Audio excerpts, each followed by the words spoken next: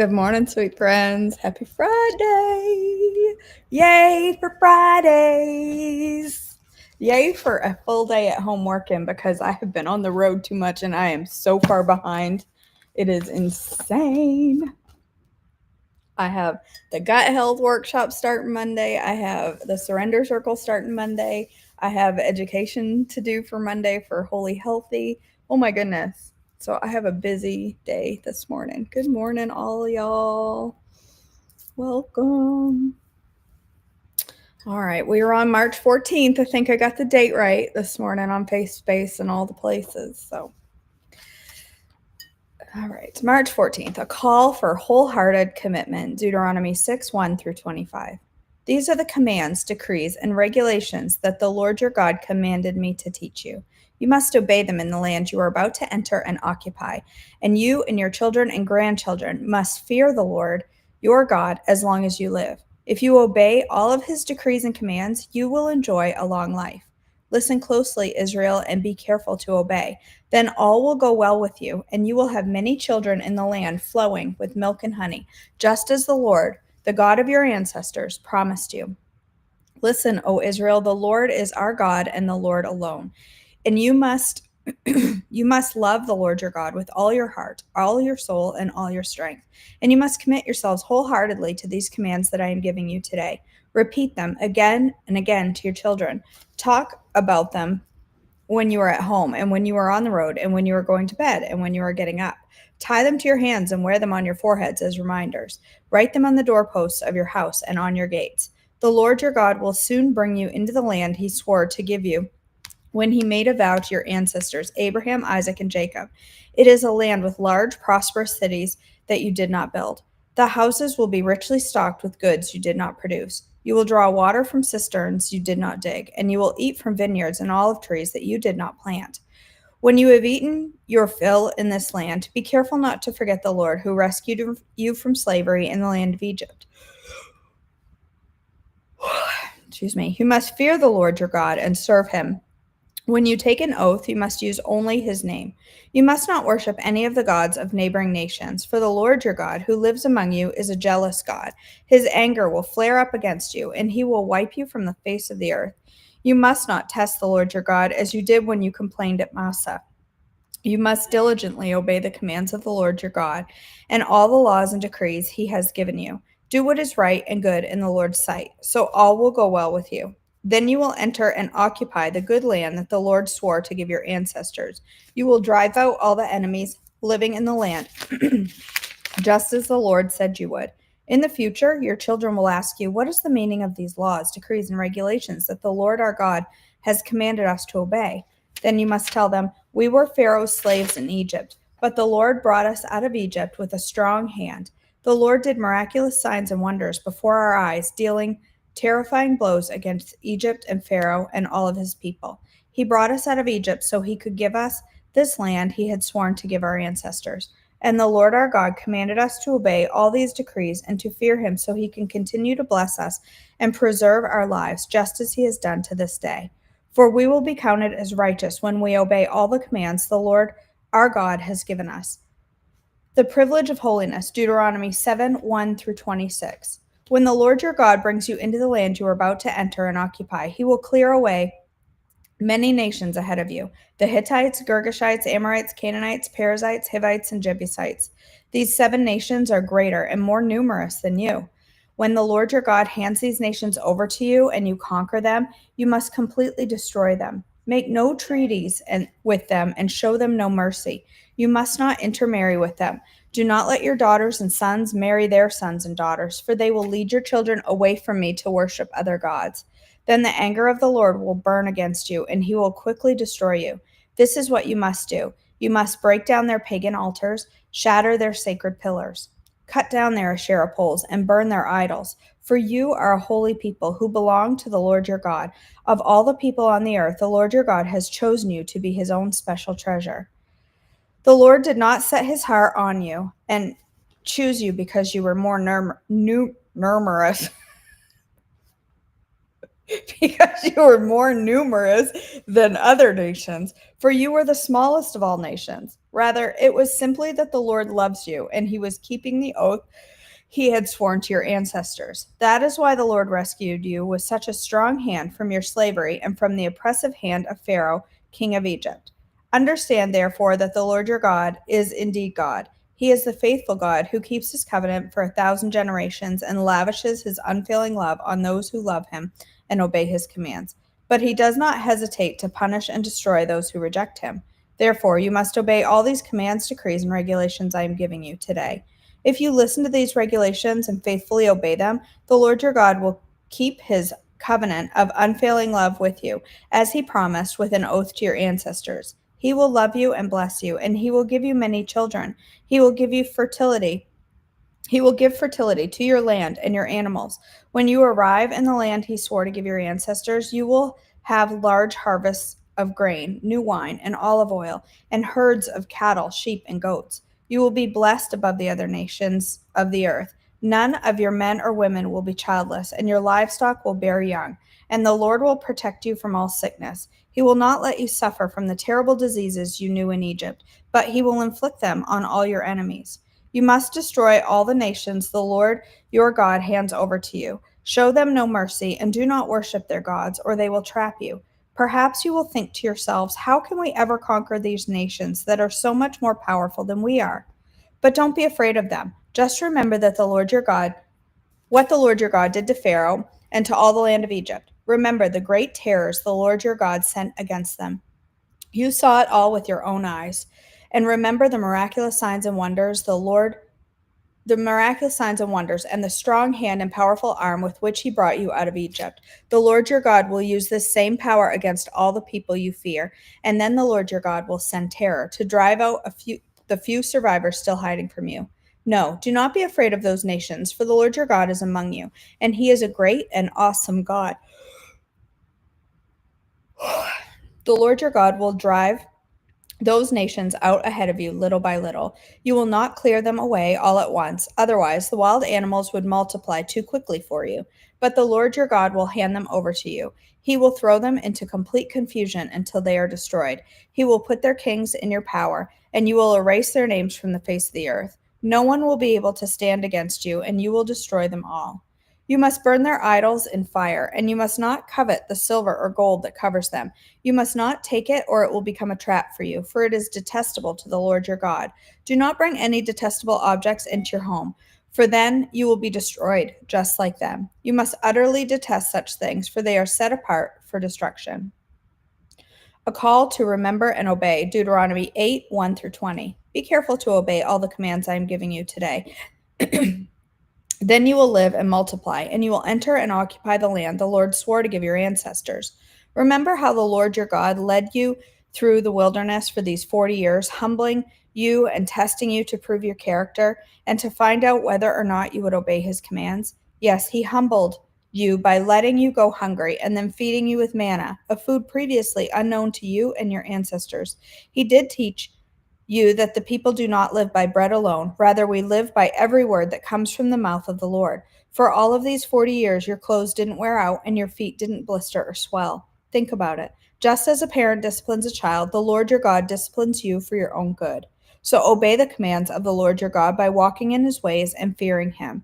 For the Lord your God is bringing you into a land of flowing streams and pools of water, with fountains and springs that gush out in the valleys and hills. It is a land of wheat and barley, of grapevines, fig trees, and pomegranates, of olive oil and honey. It is a land where food is plentiful, is lacking. It is a land where iron is as common as stone, and copper is as abundant as the hills. When you have eaten your fill, be sure to praise the Lord your God for the good land he has given you. But that is the time to be careful. Beware that in your plenty you do not forget the Lord your God and disobey his commands, regulations, and decrees that I am giving you today. For when you have become full and prosperous and have built fine homes to live in, and when your flocks and herds have become very large, and your silver and gold have multiplied along with everything else, be careful. Do not become proud at that time and forget the Lord your God, who rescued you from slavery in the land of Egypt. Do not forget that that he led you through the great and terrifying wilderness with its poisonous snakes and scorpions, where it was so hot and dry. He gave you water from the rock. He fed you with manna in the wilderness, a food unknown to your ancestors. He did this to humble you and test you for your own good. He did all this so you would never say to yourselves, I have achieved wealth with my own strength and energy. Remember the Lord your God. He is the one who gives you power to be successful in order to fulfill the covenant he confirmed to your ancestors with an oath. But I assure you of this, if you ever forget the Lord your God and follow other gods, worshiping and bowing down to them, you will certainly be destroyed. Just as the Lord has destroyed other nations in your path, you also will be destroyed if you refuse to obey the Lord your God. Victory by God's grace, Deuteronomy 9:1-6. Listen, O Israel, today you are about to cross the Jordan River to take over the land belonging to the nations much greater and more powerful than you. They live in cities with walls that reach the sky. The people are strong and tall, descendants of the famous Anakite giants. You've heard the saying, who can stand up to the Anakites? But recognize today that the Lord your God is the one who will cross over ahead of you like a devouring fire to destroy them. He will subdue them so that you will quickly conquer them and drive them out, just as the Lord has promised. After the Lord your God has done this for you, don't say in your hearts, the Lord has given us this land because we are such good people. No, it is because of the wickedness of the other nations that he is pushing them out of your way. It is not because you are so good or have such integrity that you are about to occupy their land.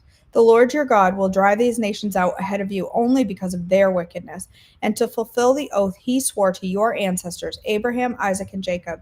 You must recognize that the Lord your God is not giving you this good land because you are good, for you are not. You are a stubborn people.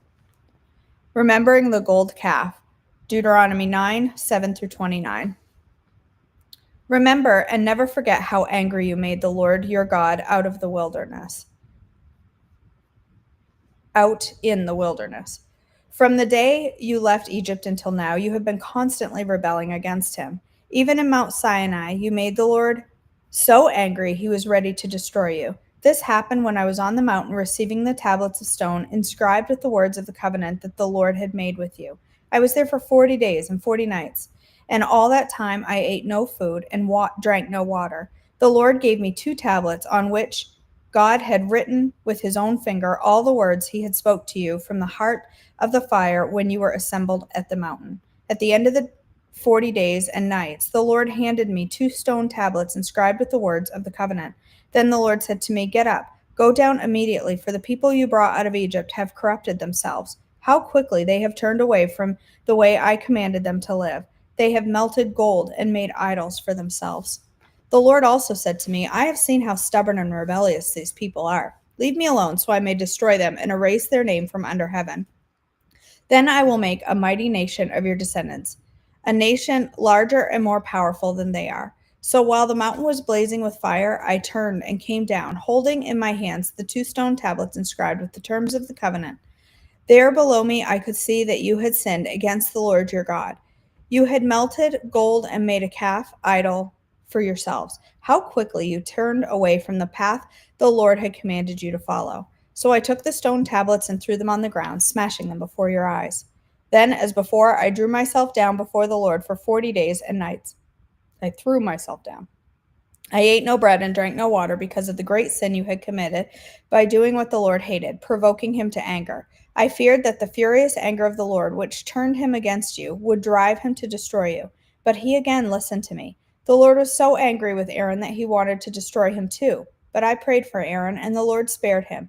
I took your sin, the calf you made, and I melted it down in the fire and ground it into fine dust. Then I threw the dust into the stream that flows down the mountain. You also made the Lord angry at Taberah, Massah, and Kibroth Hattaavah. And at Kadesh Barnea the Lord sent you out with this command, go up and take over the land I have given you. But you rebelled against the command of the Lord your God and refused to trust in him or obey him. Yes, you have been rebelling against the Lord as long as I have known you. That is why I threw myself down before the Lord for 40 days and nights, for the Lord said he would destroy you. I prayed to the Lord and said, O sovereign Lord, do not destroy them. They are your own people. They are your special possession from whom you redeemed from Egypt by your mighty power and your strong hand. Please overlook the stubbornness and awful sin of these people, and remember instead your servants, Abraham, Isaac, and Jacob. If you destroy these people, the Egyptians will say the Israelites died because the Lord wasn't able to bring them to the land he had promised to give them. Or they might say he destroyed them because he hated them. He deliberately took them into the wilderness to slaughter them. But they are your people and your special possession, whom you brought out of Egypt by your great strength and powerful arm. Ow, ow, ow, I got a cramp in my leg.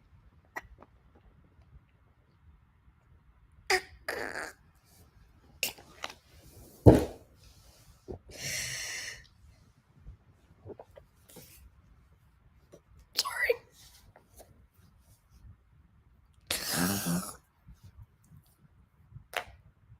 That hurt.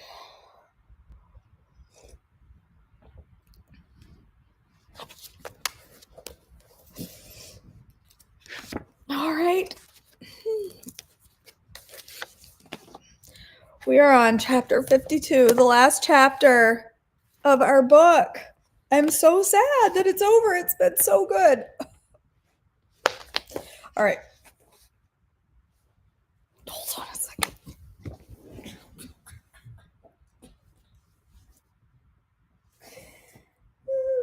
Hold on.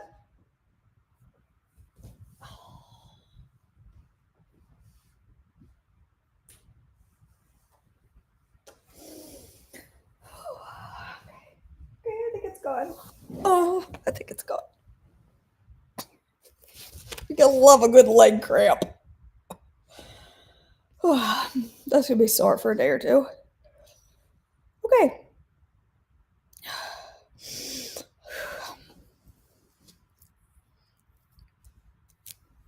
Let me pull myself together. We are on chapter 52. This one is called No Room.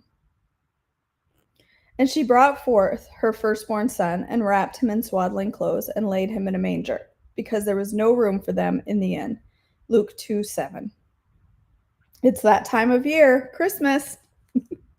There is so much to do, presents to buy, people to see, parties to attend, houses to decorate, and much, much more. It has to be one of the busiest times of the year. Isn't that ironic?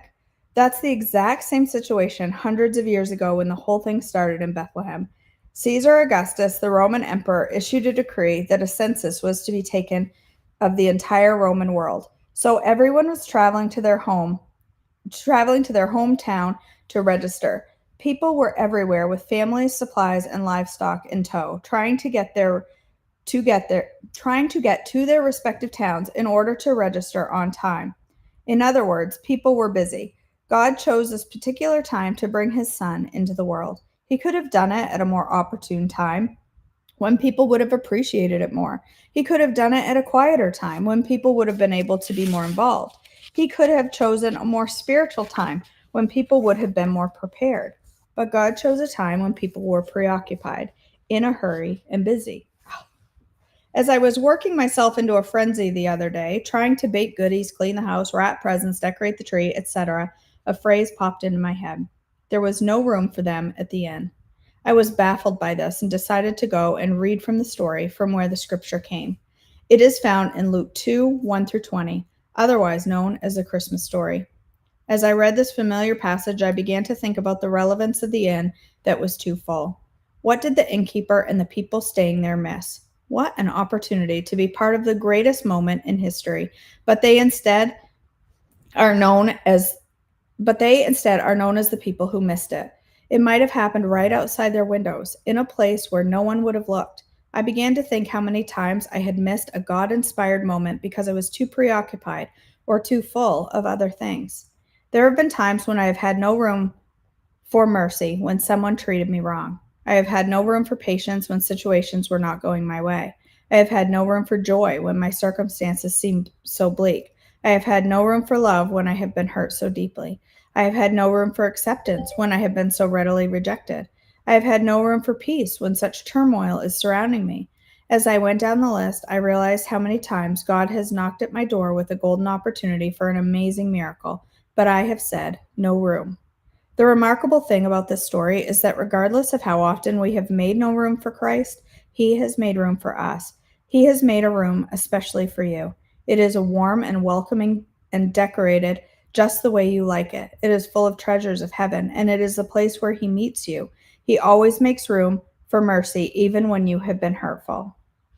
He has room for patience, even after you have gone your own way. He has room for love and acceptance, even when you have rejected him.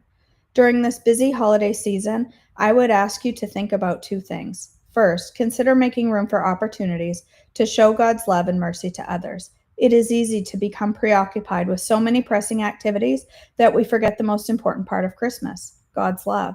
Secondly, consider making time to visit the room God has made for you. We do that by simply remembering what he has done for us, by thanking him for his blessings in our life, and by spending time with him through his word and through prayer. God loves you so much, and he wants you to be reminded of that every day.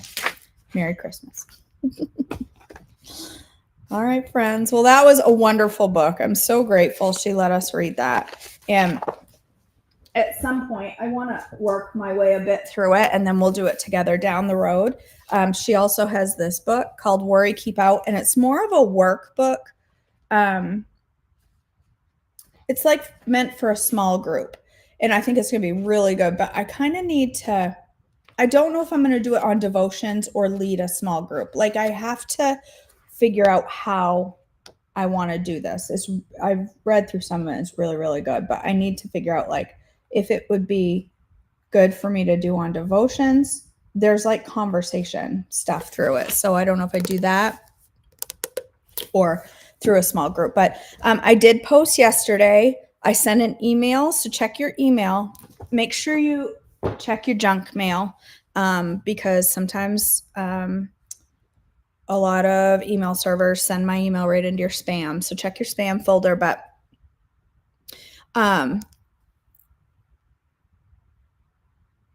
there is a new devotion we're going to do. It's called Shut the Door, and it's by Rhonda K. Holland. You can get it on Amazon. I put a link using my my Amazon link in email, and I posted it yesterday on Joyful Life and in the community. So I'd love if you're willing and able, and if you're not able, that's okay. I still want you to come and be part of it. But if you're able to support the author by buying her book, I'd be grateful. So that because she is graciously letting us read it live, and she has like 6 books that she's given permission for us to read, and they all look so good. So we're gonna start that one. We'll probably take a few days off and maybe start it not next week, but the week after, so that everybody has time to get their book. Yeah, so go look on my Facebook page, and the link, I posted the link there. I think I posted it on the community, KJ, and on Joyful Life. So go grab that. All right, let me go ahead and read. Make sure I see what I missed for chat here. You did, Sarah. Today is it is Pie Day. Dang. I wanted to do something for today, but I'm not prepared. I wanted to have something for Pie Day. I'm not prepared.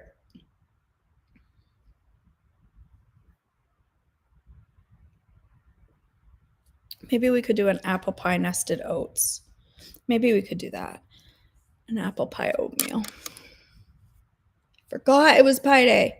I did not get up to watch the eclipse. I thought, all right, do I get up in the middle of the night and lose my precious sleep that I really, really love to watch the moon disappear? Meh. Figured there'll be videos of it on Facebook. I just watched that. Oh, fun, Shelly. I love a good wedding. Cody. I don't get leg cramps that often times. I don't usually get that. I am not making secret silk pie. Gross. That is a gross pie. Sorry, I do not like that recipe. It tastes like something.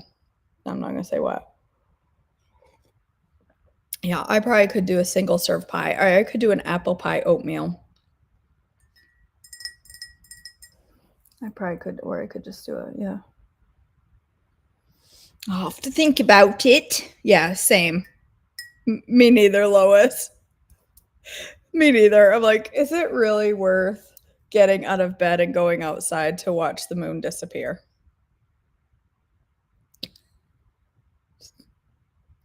I'm not sure that it is. It's just like, oh, it's there. Oh, now it's not. Bye. Whoopie day. No, Jamie, it's not delicious. I don't like it. Strawberry pie does sound good. I don't have any strawberry. I don't have any strawberries. I threw out hundreds of dollars of food yesterday. Cleaning out expired stuff, and I found a lot. My fridge was like overfull, and I found a lot of like bad veggies that had just kind of gone into the back and died. Fruit and veggies.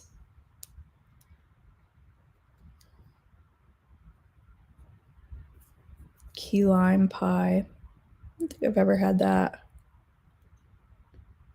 I don't know. I'll figure it out. I don't know if I feel like making an actual pie though, because I don't have a pie in the house. I'm not really into pie. What am I going to do with a whole pie? I certainly don't want to eat a whole pie. All right, my friends, let's go ahead and end in prayer. God, our Father, thank you for our time together today. Thank you for the opportunity that we have to come together each day before you. And I pray that it blesses you. And thank you for blessing us through the reading of your word.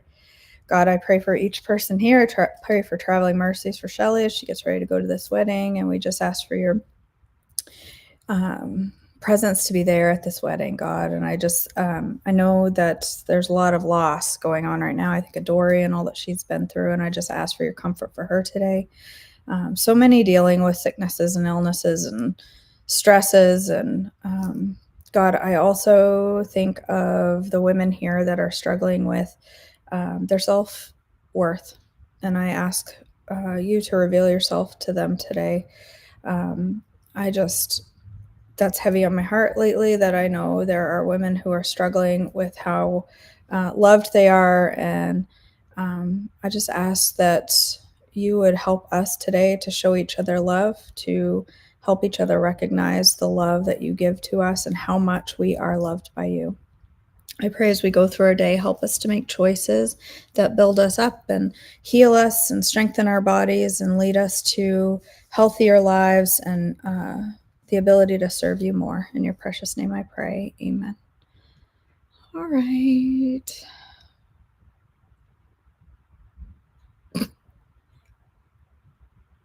Yeah, I could make a chocolate pie. None of it sounds good to me for some reason.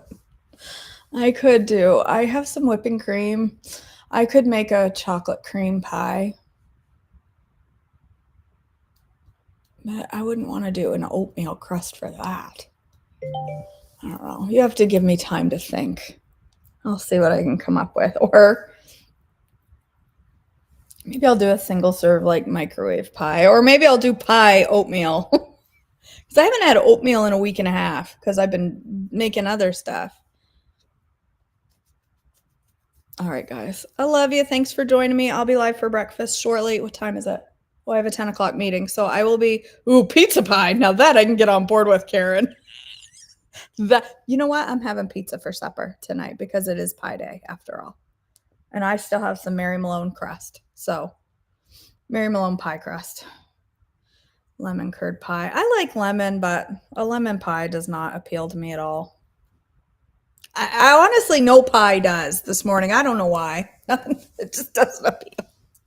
All right, I'll go live once I figure it out. And yeah, I'll see you guys. See you guys.